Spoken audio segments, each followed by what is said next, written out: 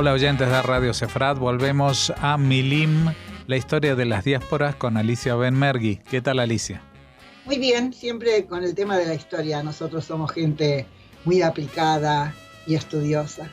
Bueno, y los que se interesen por ese tema saben que pueden tener muchas referencias de la historia judía en la página web www.milimcultural.com.ar.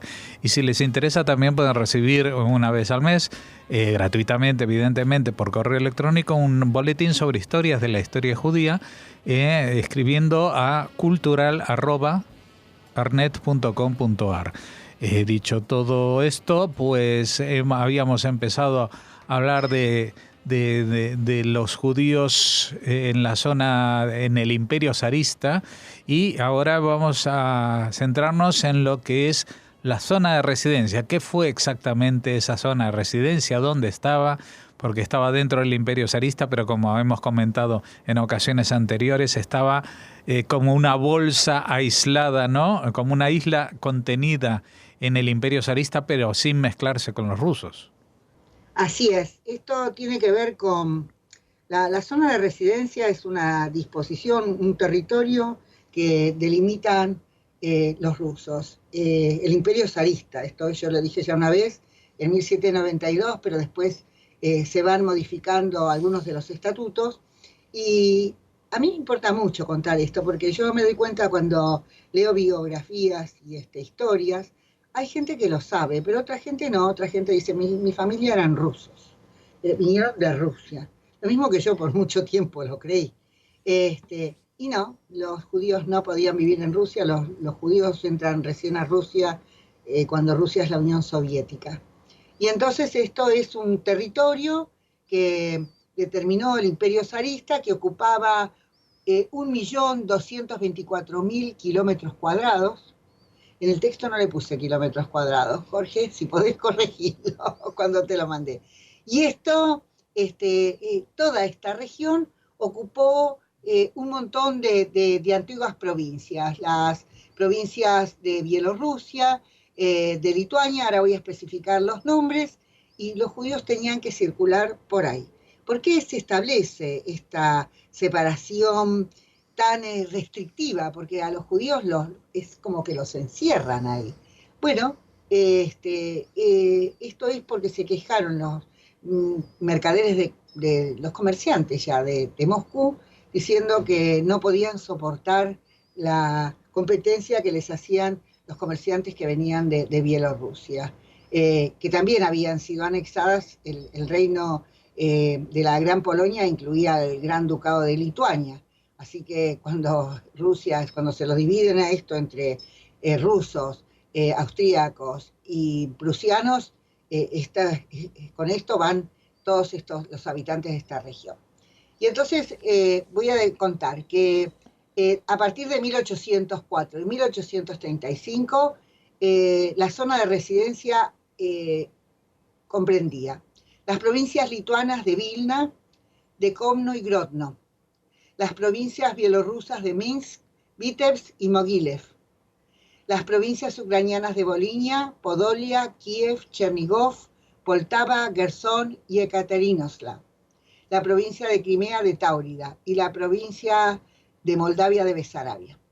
También había para esa época otras comunidades judías establecidas desde hacía mucho tiempo en Asia Central. Estos estaban en lo que era la antigua ruta de la seda. Eran los judíos de Bujara, y en el Cáucaso, los judíos georgianos y los judíos de las montañas, pero que no se regían por las mismas leyes y las mismas normas establecidas para los judíos de la zona de residencia. Dice que había otras restricciones adicionales dentro de los límites de la zona. Dice que durante la primera mitad del siglo XIX, los judíos fueron expulsados de las ciudades de Kiev, Nikolaev y Sebastopol. Tampoco podían vivir en aldeas campesinas en las provincias de Mogilev o de Vitebsk. O tampoco podían vivir cerca de zonas de frontera. El tema era impedir el contrabando. Entonces, solo podían vivir a 50 kilómetros de distancia de lo que eran las fronteras. Dice que a los judíos de todas las clases se les permitía una libre circulación dentro de la zona, y era un derecho que no tenían los miembros no judíos de las clases más grandes habitantes urbanos. No voy a decir la palabra en ruso porque sinceramente, por más que yo tenga un apellido que a todo el mundo se le traba la lengua, la mía se torcería y sería imposible que la volvieran a enderezar con esta palabra tan pero tan difícil. Y además, por supuesto, acá volvemos a señalar que dentro del gobierno del imperio a los judíos les estaba prohibido vivir dentro del interior de Rusia. Para aquellos que necesitaban viajar, las reglamentaciones permitían solo estancias cortas y temporales fuera de la zona de residencia. Era como una especie de, yo te diría, de una especie de cárcel. Yo ya lo comenté varias veces, que en los cuentos de él, de Sholem Aleichem, cuenta cómo tenían una especie de salvoconducto, de tarjeta que les autorizaba a ir a ver a sus parientes a otros lugares de la región, pero para eso tenían que tener una autorización, y la autorización especificaba cuántos días, cuántas horas, en fin, era bien pesado. Dice que además los zares, que querían tanto a los judíos, eran su clientela favorita, no su clientela, su población favorita, entre todas las minorías de todos los colores, tamaños y religiones que había dentro de sus dominios. Pero los judíos eran uno de los más detestados por ellos. Entonces, lo que hicieron, en el siglo XIX, tomaron dos decisiones que los afectaron muchísimo a los judíos. Una es que prohibieron a los judíos tener el monopolio de la destilación y venta de alcohol. Los judíos hacían alcohol y eran taberneros. Eso era uno de los oficios que tenían los judíos. Oficios de los cuales vivían. Y entonces esto es que junto, y además los obligan, los fuerzan a vivir en las ciudades, lo que hace que los judíos se empobrezcan muchísimo, porque muchos de lo que dependían para poder vivir era de las licencias que les otorgaba la nobleza polaca para producir y vender alcohol para su sustento. Voy a decir algo. Yo no tengo nada contra la Iglesia Católica, pero la Iglesia Católica estaba muy indignada con los judíos, porque aparentemente por culpa de los judíos los campesinos tomaban mucho. La decadencia moral de los campesinos cristianos era debida a estas tabernas que tenían los judíos. La hipocresía siempre fue muy grande, y como nosotros vivimos en un mundo, yo por lo menos a veces lo percibo así, fundamentalmente hipócrita, entonces sí, mejor que le sacaran a los judíos las licencias estas para tener las tabernas, porque pobres campesinos siempre iban a gastarse su dinero a tomar alcohol. Los ucranianos lo mismo, todos ellos. Dice que además que el sistema feudal polaco, había una palabra que era la propinacia, no sé, puede ser como la propina, y que era la fuente de ingresos para la Shrasta, que tenía le daba el monopolio del alcohol al mejor postor, que normalmente eran los judíos. Así que de esto también no vivían solo los judíos, sino que vivía la nobleza polaca, porque los judíos eran arrendatarios de esta posibilidad o de esta posesión que tenían sobre esto la nobleza polaca. Y además, otra cosa que hace en 1844 los zares es que quitan antiguamente, pero esto no fue solo en Rusia, evidentemente los historiadores que trabajan sobre esto dicen que es una de las instituciones más antiguas en Europa del Este. Yo diría, ¿y por qué solo del Este? Si en España, mientras los judíos vivieron ahí, y esto es mucho más antiguo, me parece, en España que en Rusia, los judíos también pagaban por el Kaal pagaba por todos ellos. No era que cada uno pagaba sus impuestos. El Kaal pagaba por la cantidad de aportantes, de habitantes de ahí de la aljama. Entonces, pero bueno, entonces se elimina esta institución se moderniza el sistema, ¿cómo se llama?, de recaudación, recaudatorio del Imperio zarista, y entonces a partir de ahí no van a pagar más como integrantes de la comunidad los judíos a través del Kahal, sino que cada uno va a tener que pagar sus propios impuestos. Y esto lo que hace es también un enorme empobrecimiento de esta enorme población que vivían en todas estas regiones. Durante ese tiempo y hasta la desaparición de la zona de residencia que va a tener lugar después de 1918, hará 100 años que termina la zona de residencia después de no sé si después de 1918 o 1917, cuando desaparece el Imperio zarista y aparece la Unión Soviética, tal vez haya sido después de 1917. Entonces, los judíos, ahí aparecen un montón de naciones nuevas, pero los judíos habían tenido que vivir como recluidos en esta región. Y ahí esto va a determinar que sean el número más grande de judíos que había en el mundo, el número más grande de judíos que la mayor parte de ellos se comunican entre sí en el Yiddish. El Yiddish es el idioma que van a hablar los judíos ortodoxos, y después lo van a hablar los judíos del Bund, los judíos que van a ser socialdemócratas, que van a aparecer a fines del siglo XIX como una respuesta a los enormes problemas sociales con los que se enfrentan los pequeños talleres judíos y digamos, los obreros judíos, que eran la mayor parte de los judíos eran artesanos que vivían una enorme miseria, sobre todo en lo que va a ser Polonia y en toda esta región. Y entonces el Bund aparece como una respuesta o en nombre de la necesidad que tienen estos judíos de ser defendidos, agrupados y de acuerdo a sus propias características judías. Así que entonces tenemos que hay una población ortodoxa, hay una población numerosa que es de origen jasídico. La vez pasada estábamos hablando también que en esta zona de residencia, sobre todo en Vilna, pero en muchos otros lugares, también en Polonia, se difunde todo el tema de la Ascalá, el judaísmo secular, y entonces es el tema de la educación. Primero es la ocupación y la preocupación por la educación de los varones, pero luego también la ocupación, la educación de las mujeres.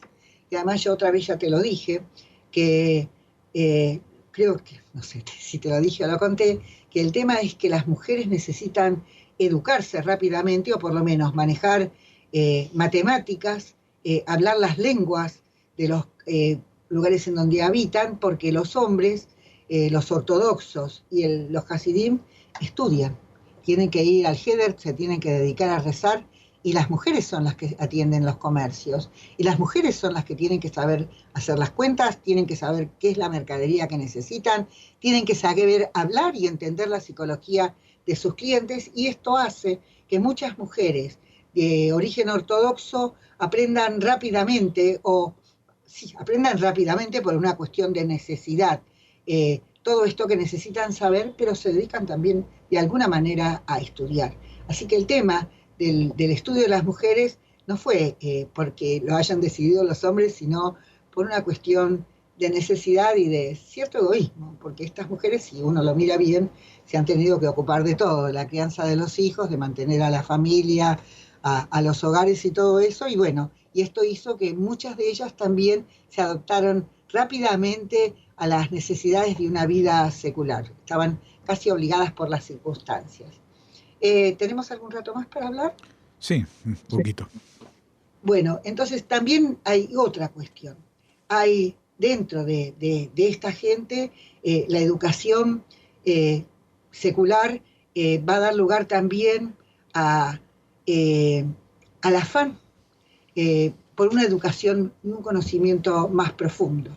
Y entonces también debemos decir que acá aparece el sionismo. El sionismo va a tener un impulso mucho menor, digamos, una difusión mucho menor cuando uno lo ve, sobre todo en ese mundo que después va a aparecer en entreguerras, donde nadie se está dando cuenta del peligro que corre la comunidad judía europea en general. En general los judíos estaban en peligro, pero como los judíos siempre habían vivido en peligro, a veces pienso, habrán pensado, esto es algo más de lo que ya conocemos. Bueno, y entonces hubo gente que sí, se aceptó el sionismo, y entonces hacerse sionista significaba aceptar una cantidad de cosas, aprender y hablar en hebreo, una cultura en hebreo, significaba cosas como actividades deportivas que hacían, y además porque no nos olvidemos que también dentro del sionismo, así como dentro del judaísmo ortodoxo o no ortodoxo, existían distintas corrientes, también dedicarse a los deportes, dejar que entre la modernidad en sus casas. Y eso también fue un mérito, hay que decirlo, del budismo. El budismo se ocupó de temas como la salud, el cuidado de los chicos, de su educación. Es una historia enormemente interesante, pensar que en medio de la pobreza, en medio de condiciones muy duras en las que vivió la mayor parte de esta gente, no todos, había algunos que vivían bastante bien, que tenían lograron obtener títulos universitarios, aunque esto también fue extremadamente duro para los judíos, había siempre obstáculos para aquellos que se dedicaran, y además el tema de los que vivían, no era lo mismo los que vivían en el campo, los campesinos, los que vivían en los shtetls, que los que vivían en las ciudades. Pero todo este enjambre, este mundo, esta sociedad, fue extremadamente rica por la variedad de actividades que desarrollaban, sobre todo el tema de publicaciones que fueron capaces de hacer en temas muy avanzados, incluso para lo que nosotros podemos suponer en nuestra época y en nuestro tiempo, y el tema de cómo inmediatamente esta gente, a pesar de tener pocos recursos, cómo también se dedicaba a cosas más modernas, como eran la práctica de los deportes. Pero a mí siempre lo que me conmueve y me llama muchísimo la atención está en el cuidado de los chicos, en procurar alimentar, en alimentarlos, en educarlos, la protección que les daban, y el tema de educarse. Entonces, en un mar donde, voy a decir en un mar de campesinos reducidos a extrema brutalidad. Y yo no estoy haciendo una crítica al campesinado. Hay que pensar que, por ejemplo, en el Imperio Ruso, los campesinos fueron tratados a veces peor que los animales. Esto hay que decirlo. En general, el trato que se les dio a estos sectores fue de una crueldad y de una inhumanidad que sorprenden. Por otro lado, yo ya creo que una vez lo dije, el grado de crueldad que después van a tener estos campesinos, que además yo he leído en algunos lugares y creo que lo comenté, que se decía que los soldados rusos eran soldados que eran capaces de aguantar jornadas del frío, el hambre, los padecimientos, eran gente muy sufrida y muy capaz de tolerar tal vez cosas que otros no las harían. Bueno, fue el tipo de existencia a la que se vieron sometidos. No quiero seguir hablando de esto, porque por otro lado, a mí lo que me pasa, todo el tiempo me pasa, con estos campesinos, campesinado ruso, los otros eran los húngaros, también los alemanes. En general, siempre cuando leo y escucho, ay, ¿cómo fue posible el nazismo en un país como Alemania? A ver, uno de los países más modernos, más cultos y desarrollados. No, miremos y pensemos bien. Lo que eran cultos y desarrollados en la Alemania nazi eran las ciudades. En el campo donde dominaba la nobleza alemana tampoco había ni mucha tolerancia ni muy buen trato para ese campesinado. Entonces, lo que yo todo el tiempo pienso cuando leo esto es decir, los judíos, el otro día me reí, lo dije, el último orejón del tarro, en todas estas sociedades tan desiguales, tan de alguna manera tan crueles. Los rusos fueron terriblemente crueles con los polacos en general. Bueno, sí, después también veamos que cuando a los polacos les tocó, tampoco ellos eran demasiado afectuosos con los sectores campesinos y con la gente que dominaron. Pero en general hay toda una cosa de opresión, de crueldad, de opresión, de crueldad, de explotación y de